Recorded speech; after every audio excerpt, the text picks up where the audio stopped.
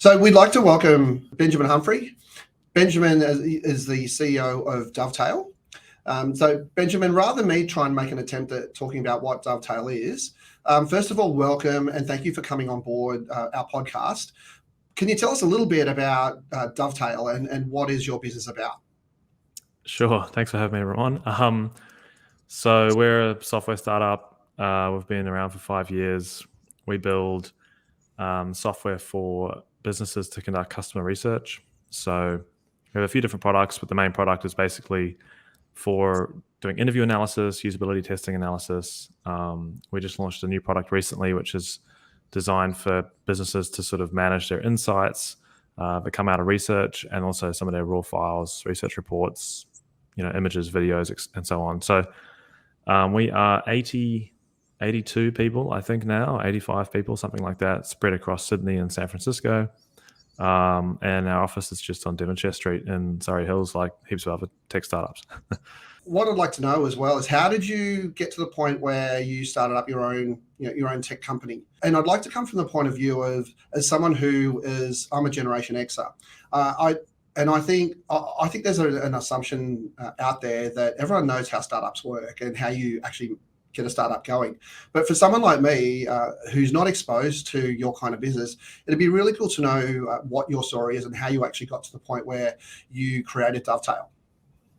Yeah, so for some stupid reason, I've always wanted to start a company myself. And I used to think about it when I was in university. So I suppose the original kind of desire started then. But I was working at Atlassian for a few years as a product designer.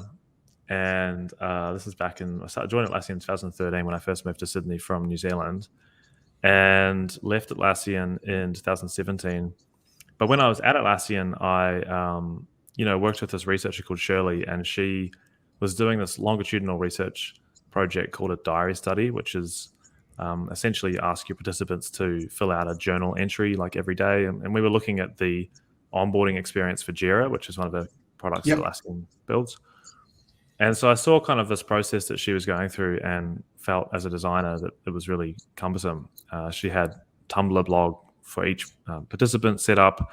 She had to manually email the participants reminders to fill out their entries, and the whole thing was really cumbersome. And I thought, hey, maybe there's an opportunity to do something better here. So I started building it in my spare time, called it Dovetail originally, and basically we got a few customers, and then I got to the point, I suppose, where I needed to get a technical co-founder, convinced Brad, and then left Atlassian to start it in 2017 and went full time. And we since moved away from diary studies, but the general gist of the idea, building software for user researchers, is still the same.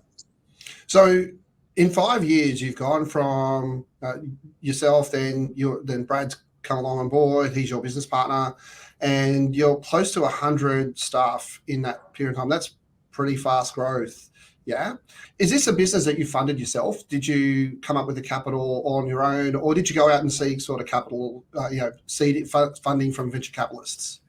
Yeah, so there's kind of two different eras to Dovetail. There's the pre-VC funding and post-VC funding. So, we got to 85 people in 5 years, but honestly, a lot of that growth has just been in the last 2 years. In 2019, started 2020, we were 10 or 11 people. So, that was kind of in the last couple of years, especially during COVID, for some reason, it's just coincidentally been a period of heaps of headcount growth. But when we started the company, Brad and I were fortunate enough to, as employees, get equity in Atlassian, and Atlassian went public in 2015, so we could actually sell our shares. So we bootstrapped the company, which is tech lingo for self-funding, for the first 2 years, basically. So Brad and I worked in our kitchens, my place in Kirribilli, he was in Central Park. And we used to do Monday and Tuesday at my place. Wednesday, we'd stay apart for a little break between each other. And then Thursday and Friday, we'd work at his place.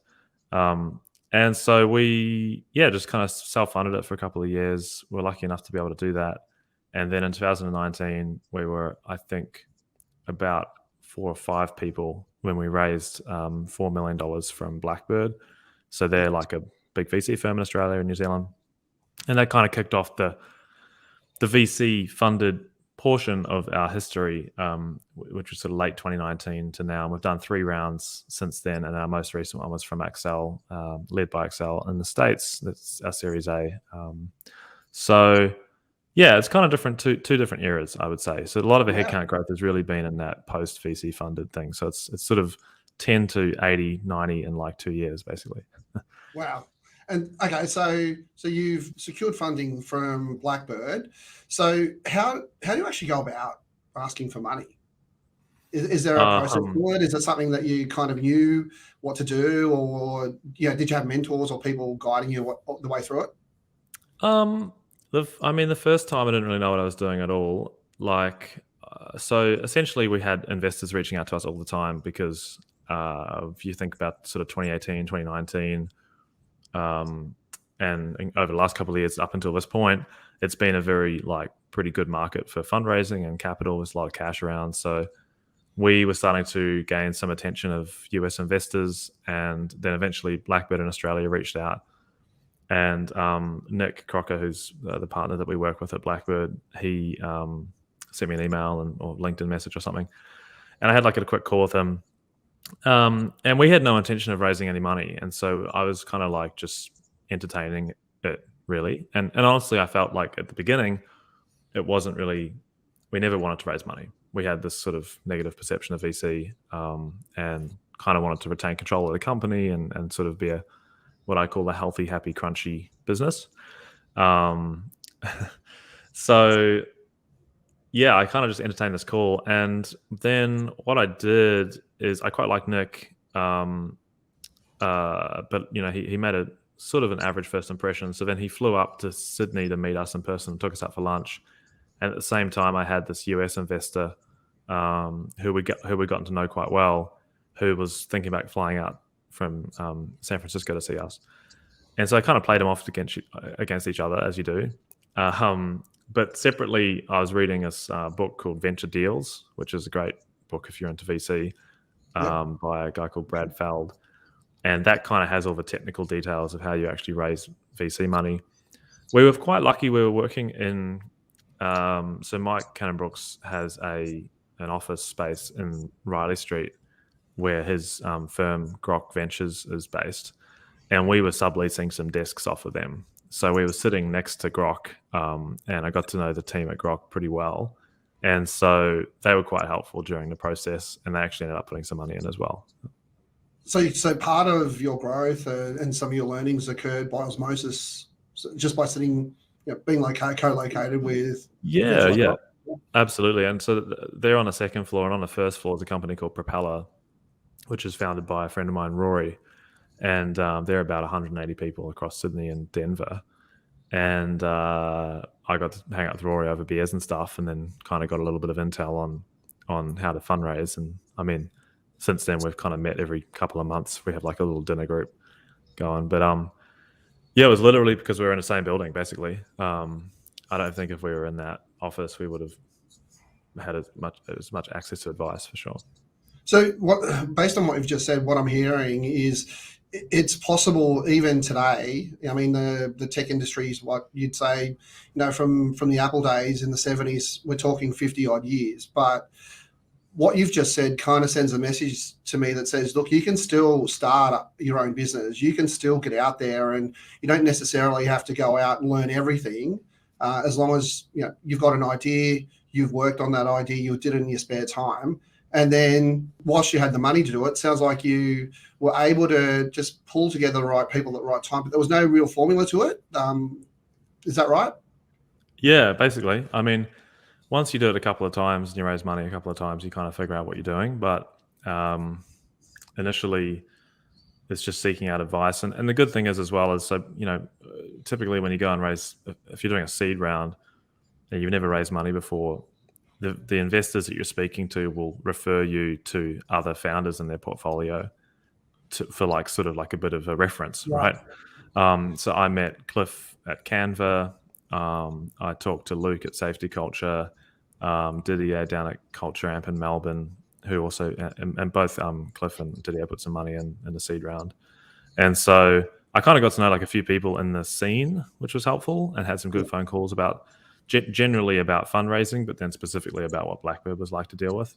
Yeah. So that This was sounds like the Australia's got a bit of a growing, I guess, group, or the tech side of Australia is growing a fair bit.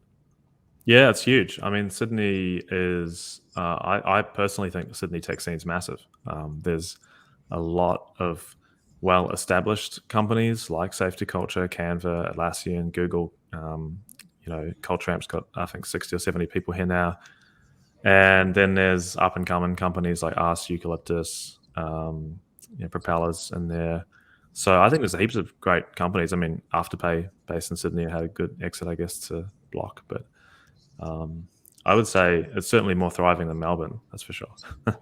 Yeah, well, so with that kind of growth, you've been able to grow your company, as we talked about before. That's close to 100 people. One thing, in looking at Dovetail and looking at some of the things you've done is that you've been recognised as a great place to work. So, can you talk a little bit about what you guys have done to be recognised? Because it's actually there's a fairly hefty set of criteria to have that level of recognition. Is that right? Yeah, I don't know when the great place to work announcement is, but we are considered a great place to work. I think it's later in the year, so I'm hoping that we're going to win that for some category. But it is. It's a pretty thorough survey that they send out to all the employees, and I think it covers a whole range of stuff. But there's a lot of stuff around purpose and fulfillment at work, enjoyment, learning opportunities, learning and development, and so on. But I guess one of the things that makes us a little bit unique these days is that we are an in-person first company. So a lot of companies are hybrid or remote. We are basically saying, hey, we're going to do office first, which is a great differentiator in this market because everybody's going remote and a lot of people don't want to be working in their bedrooms or in their study at home or whatever, all the time. So the people who want to actually come in and socialize and have like not just work, but actually a bit of like Friday drinks and things, they will be gravitating towards us. So that worked out quite well. But yeah, great place to work. I mean, there's all kinds of stuff from the values, purpose, the work, the challenges we have, the people that you work with. So I fingers crossed we actually win like the number one best place to work or great place to work. So you've done some really cool stuff within the organisation, and one thing in particular are the company values that I've noticed. And what's different that I've seen about your values is that they're not just one-word statements as you typically expect within a corporate, like integrity or honesty or whatever. Can you talk a bit more about your values? Yeah, so I think the one-word statements are motherhood statements, which is, I don't know if you're familiar with that term, but basically things you can't disagree with. So we have these phrases that I think are more differentiated, more unique. So we have put the customer first. If we do it, we nail it.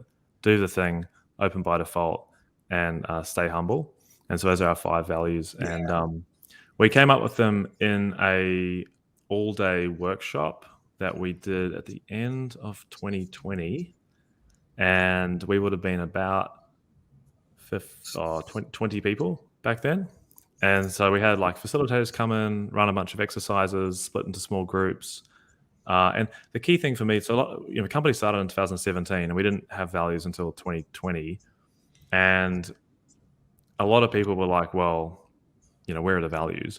And I didn't want to I don't like values that are come up with by just the founders necessarily, where it's like a top-down kind of approach. Right, exactly. So for us, I really was quite keen on having the values codify or like describe the existing culture rather than be something that Brad and I just kind of pulled out of our ass, if that makes sense. Yeah. So we did this all-day workshop and we had facilitators. We had a few guest speakers come in. Robin from Atlassian, she was actually around when Atlassian did their values back in 2008 or something, 2010. And so she came in and talked about the process that Atlassian used. And it was very cool and very collaborative. But then we had a whole set, I think maybe 10 of them or something that came out of that session. And then Brad and I went away and kind of thought about how do we refine them down to, we sort of want a maximum 5. And then what are the exact phrasing that we wanted. So the idea is that they're memorable, but they're not just one word. They're unique to us. And there's some healthy tension. So, for example, do the thing, which is all about a sense of urgency, bias for action, driving accountability. And if you say that you'll do something, you actually do it. Whereas that's juxtaposed with, if we do it, we nail it, which is essentially saying, hey, we have this high quality bar, and when we hold ourselves to a standard. Yeah. And so the product team is always in a tension between, do we ship a feature or do we keep holding it back until it meets our quality standard?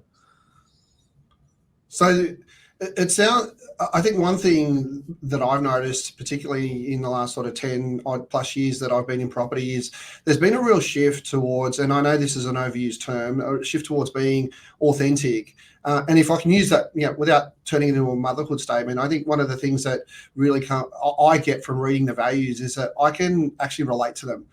And it's easy to either jump on board something like stay humble, or if we do it, we nail it, than to simply use the word empathy or integrity, because really those statements can be open to quite a massive, broad range of interpretation. Whereas I think with those the values that you've talked about at Dovetail, you can grab onto it and either you're on board or you're not on board, because it's not that difficult to really grasp a hold of what they mean. Exactly. I think they should describe what is unique about your culture and essentially the differentiator you have, which makes you better than other startups or other software companies or competitors. And generally, I feel like we hire people who are empathetic and kind, and kind of all this sort of this motherhood stuff. I feel like we hire people like that's the baseline expectation that we have when we interview people.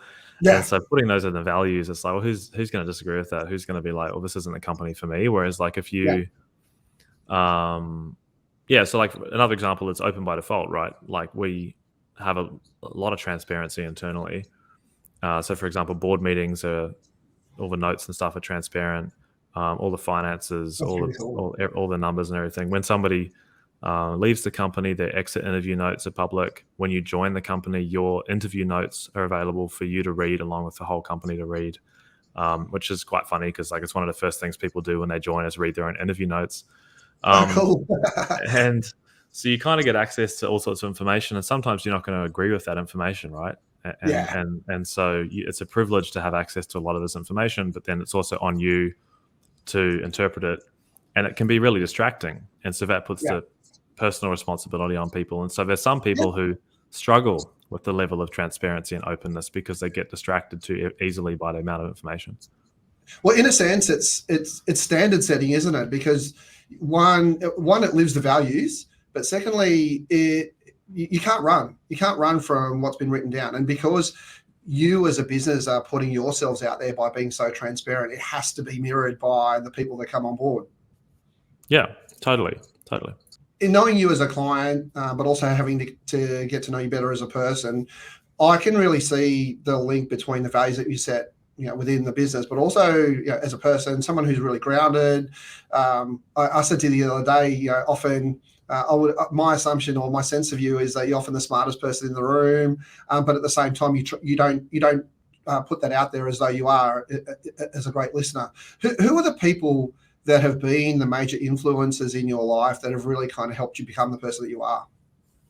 I think as a person, there's this South African American musician called Dave Matthews, and he's very polarizing music. You either love Dave Matthews or you hate Dave Matthews, but he started his band in the early 1990s, just gigging in Charleston, Virginia, and he plays really interesting. I did quite a bit of music in school and can play the drums, trumpet, and guitar, and did musicals and stuff, and had a band and everything. And like, he's really inspiring for me because he's very, very humble, but he's one of the best guitar players in the world, one of the best songwriters in the world. They got inducted into the Hall of Fame recently, and he has this like passion for music.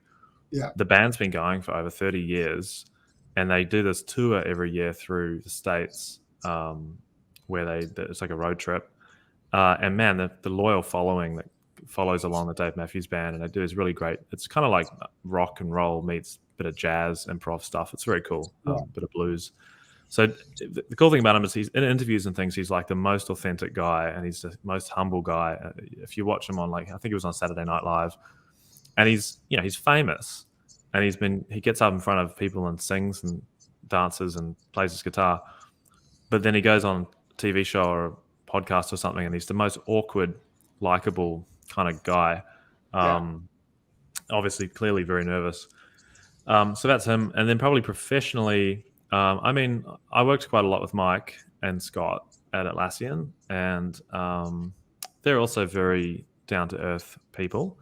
I think the media portrays them as multi-billionaires, who are maybe not so down-to-earth, but they genuinely try to do the right things. Very nice people. Always made a lot of time for me when I was at Atlassian.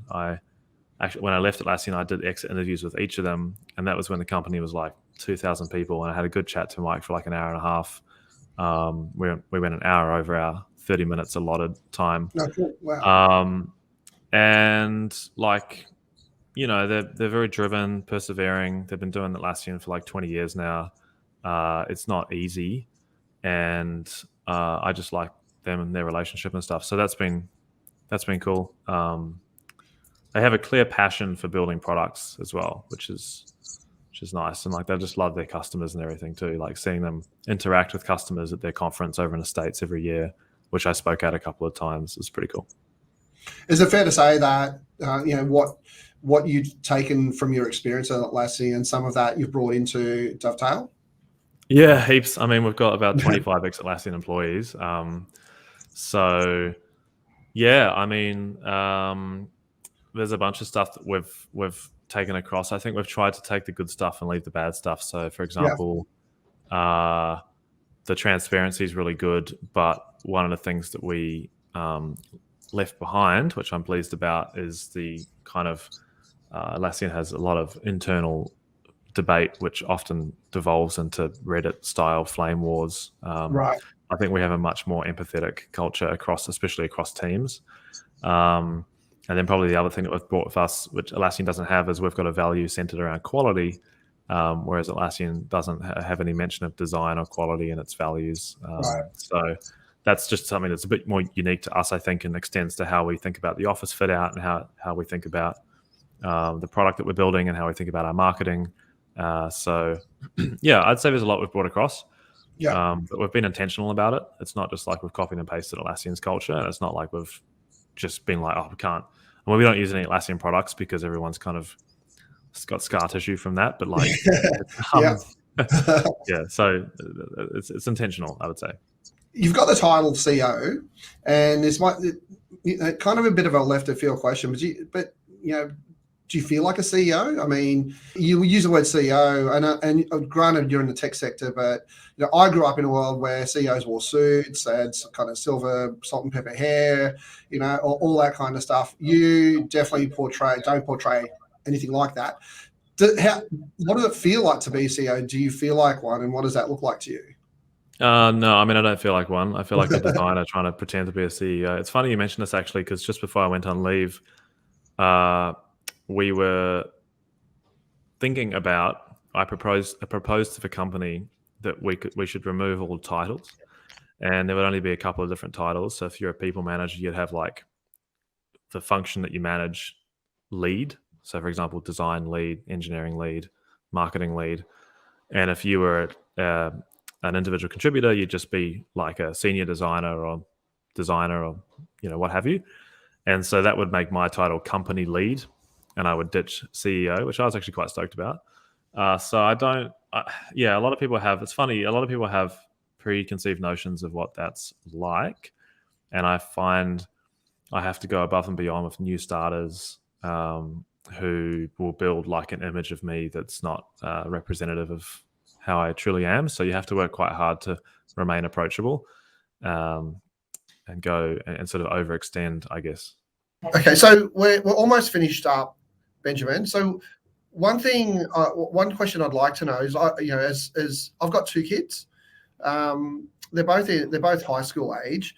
What what kind of tips, or what would you, based on everything that you've been through and through the world that you see, what are a couple of things that or tips that you can give people who kind of want to follow a similar path to you, that you think could maybe just help it make it easier for them, or just help them get a leg up into your space, into your world?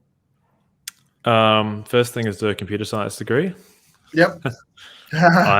I started doing mine, and then I got like halfway through and dropped out, so I never graduated. But I lasted one lecture in my computer science degree. Yep. The maths killed me. Yes. So I think computer science degree, number one thing, definitely, if you want to start a software company, that's a good thing to have. Number two, I said yes to a lot of things. So I got involved a lot in open source software when I was at university, specifically in Linux and Ubuntu, which is an operating system. Got involved in that community. I went along to meetups. I did freelancing on the side as a designer, as a web designer. So I guess I just said yes to a lot of opportunities that come along, and including moving to San Francisco for 3 months and joining Atlassian and moving to Sydney, having never, I'd been to Sydney once when I was a kid. So I think just being quite opportunistic and then getting out there. And then the third thing, I think finding the right sweet spot to start a company is important. I think I wouldn't want to do this straight out of university, because if you have no idea how companies work, I think you would end up doing a lot of things really strangely. Yeah. And then you don't want to leave it too late when maybe you do have kids, or you've got a lot of personal commitments or whatever that make it a little difficult. It is a big time commitment. So that was one of the considerations I had, was that I felt like I'd done enough years at Atlassian and the company I was working at before, and I had the some university experience and some part of a CS degree, that I felt like I could actually start Dovetail. Everything was sort of in the right spot in terms of where my personal life was, my experience level, my finances, whereas if you leave it too late, maybe that's not the case, or if you do it too early, you don't have enough experience. So I think computer science degree, say yes to things, and then get the timing right. And it sounds like the theme that comes through that is you really can't avoid doing the work. There's no, I guess, sort of fast, quick way to get there. Or, someone else said to me, it takes at least 10 years to become an overnight success. Correct. Yeah. One of the things I like doing, which kept me going, was there's a thing called the Wayback Machine, which is like a project, an open source project online, where they capture old versions of websites. So I use the Wayback Machine to go back and look at some overnight successes like Atlassian, Slack, right, and Figma, Intercom. I go back and look at those software companies. I look at their websites when they started, and they're all terrible. Right. And so, and it kind of gives you an idea of how long it took. Like Slack, for example, started, I think 10 years ago. Canva is over 10 years old, and they're considered an overnight success. But I remember when they started out, and because my friend Chris went and worked there, I think he was like hire number 17 or something, or 17th engineer. Yeah. And so he left Atlassian and joined Canva, and we all thought he was stupid because, this thing's not going anywhere. I remember, going to Canva's office to visit him when it was like 20 people. So, and that was ages ago. So stuff takes a long time. We're 5 years in, but really only been VC funded for, 2.5 years. And we've probably got another solid 5 years until we're, could probably say that we're successful, I would say, to some degree of success in Australia, whatever that means. It's really interesting that, that last thing that you just said, Benjamin. Anyone else, I think there'd be a lot of people who would look at where you're at today and already consider what you've created. You and Bradley have created it to be a tremendous success. So obviously, in your eyes, there's quite a ways to go. You've started something but there's clearly a path forward for you. And I guess on that note, I'd just like to say thank you so much for joining us on the podcast. You've given some really interesting insights into a world that I'm not typically familiar with, and hopefully the listeners or the watchers out there can learn a little bit more and be just that little bit inspired to do whatever is needed to do to take that step and follow in footsteps like yours and Bradley. Yeah, thanks, Ramon. I mean, it was lovely talking to you. And yeah, awesome. Thanks for having me on. Thanks, Benjamin.